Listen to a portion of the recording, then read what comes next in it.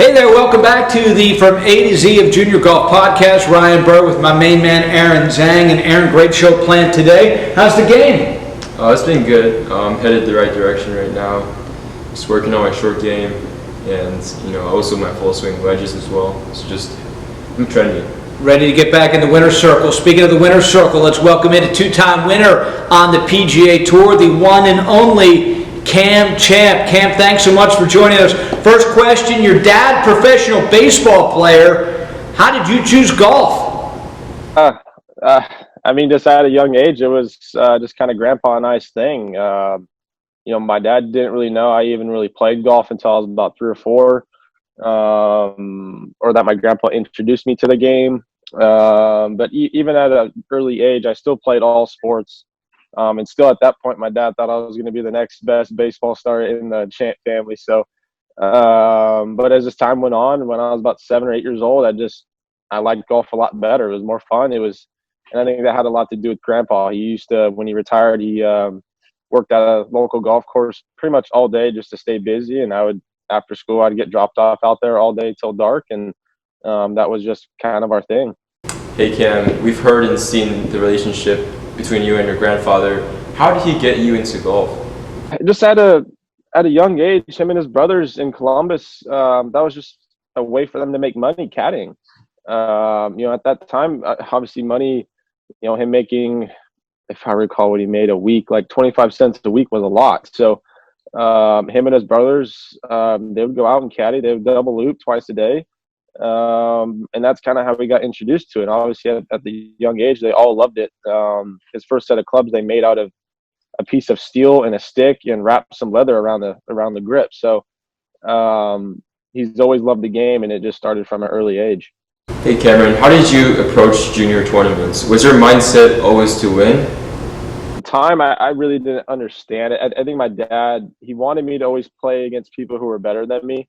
That was kind of his thing. Obviously it worked out, but that was just to get me to push me more and to practice more. Playing against players, obviously, who are older, who are better, who hit it further, who are better at everything, just to be able to see what they're doing and see how I could improve. So I think that really helped me, going into, junior golf. And then once I got my early teens in high school, starting to get to, where I was getting ranked and playing in, events with, the top juniors in the country. So I think that really helped me at an early age develop my game. And then even around home, we would go and play with, some of the best guys at our country club. At a young age, my dad would, we had some good buddies who are very close to us now. I would play them for like $2, which for a 10-year-old, I'm like, oh my God, that's a lot of money. So, with family and friends at our country club as well, just to get me kind of like into it and playing against people who are older than me and who are better. Cam, you're having an incredible junior career. You're playing great golf, all the big events. How did it come that you chose Texas A&M? Was that always your first choice? Well, it was honestly last. Going through the process, we had a family friend who went to UCLA who I looked up to when I was younger. So I thought I was going somewhere in California. I wasn't sure, I thought 100% UCLA, possibly USC or Stanford, just kind of stayed decently close to home. But it was really my first big event, junior event at Carlton Woods here in the Woodlands, which we just moved from out to Hockley. But it was my first invitational event in AJGA. And at the time, really, I was just starting to get up in the junior rankings, and people starting to, obviously hear that I hit it far and all that. And the A&M coach was like, "Hey, do you mind coming out? You're probably never going to come see it again," which I wasn't. If you never really came up to my dad or me, I had really no intention of going to A&M whatsoever. I didn't even know what A&M was. And we went out there, and I loved it. It's a small town. They have an amazing facility there on campus. The golf course we play is great. Their schedule, I just loved everything about it. It's not like California and UCLA. We're in the middle of downtown LA. Again, there's only, about 100,000 people in this town. And again, 70% of that is students. So it just kind of felt like the right fit. And again, a little bit further away from home, kind of can have my own space. And kind of grow up on my own. So, it was one of the best decisions ever. Cameron, was there a moment in your amateur career when you knew you were going to make it onto the PGA Tour?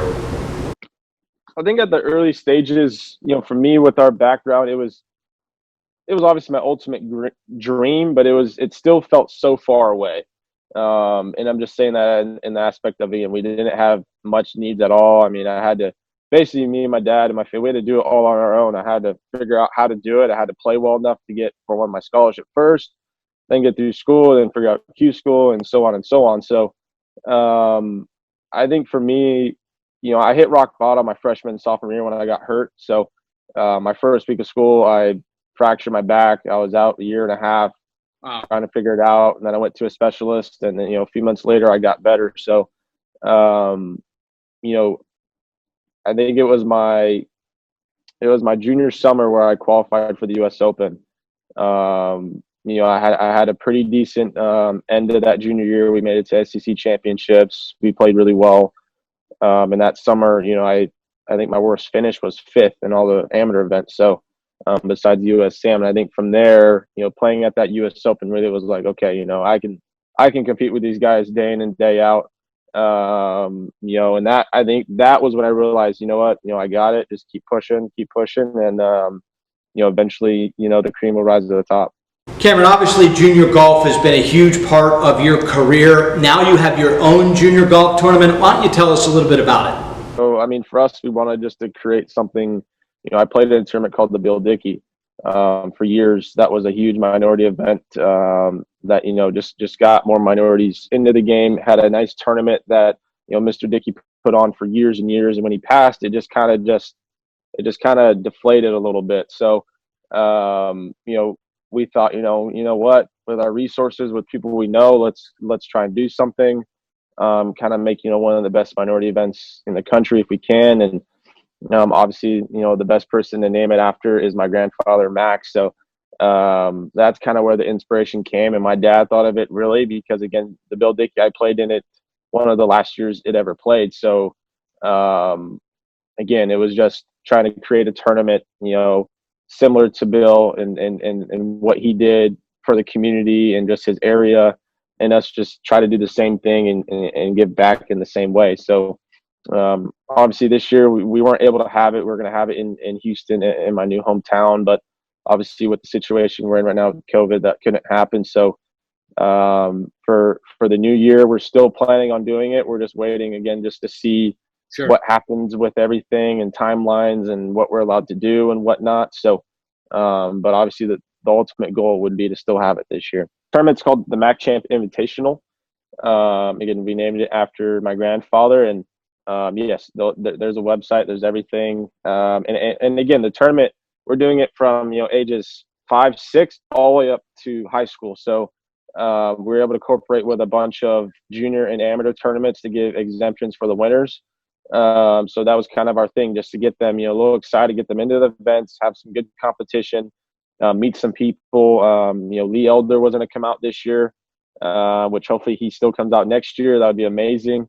And we'll definitely have some other spokespeople. But again, it's just creating a buzz, creating a tournament for them, a little bit of excitement, meeting some people within the community. That's been a huge inspiration to me, my family, and also just the Black and minority communities in general. So but then also they get a little again, a little surprises with exemptions into events and to play against bigger and even better people.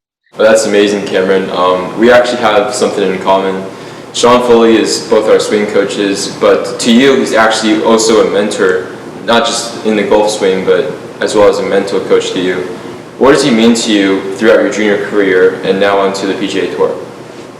He's like just a big brother, to be honest. I mean, again, at a young age, he took us in when we couldn't afford his hourly rate. So, and he knew that, but Woody at the time, he caddied for Hunter Mahan, and he was just kind of like, hey, could you maybe help this kid out? And ever since there, we've been going full throttle. So, yeah, I just think over the years, he's done more for me mentally aspect than even swing. It's, the game, people don't realize how mentally tough golf is, especially when you turn pro.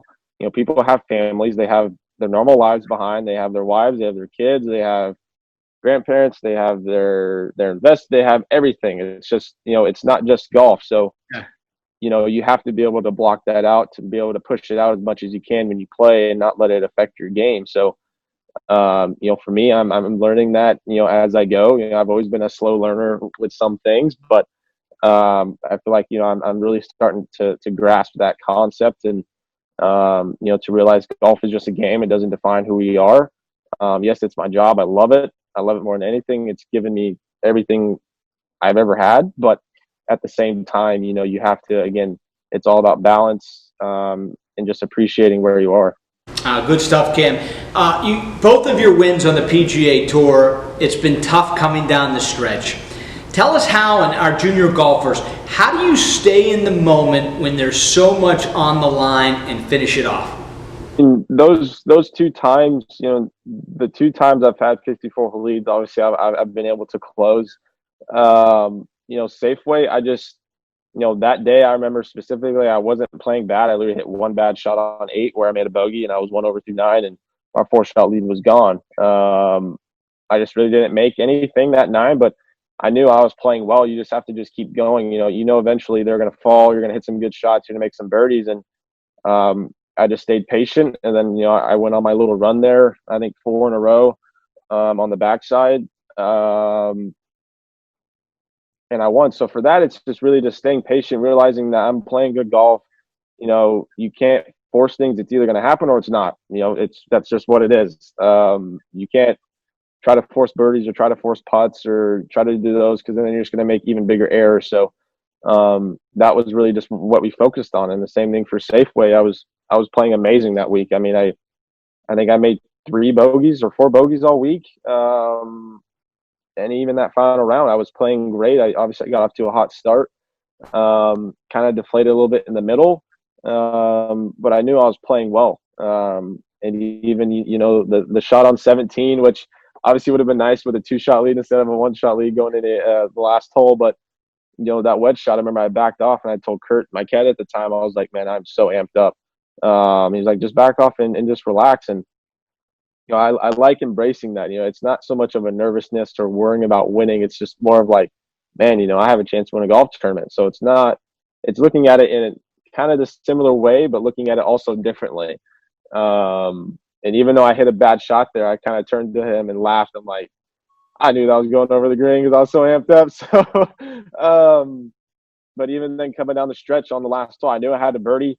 I knew I had to. And, it was just more of just when you're in that situation, it's hard to get out of the moment.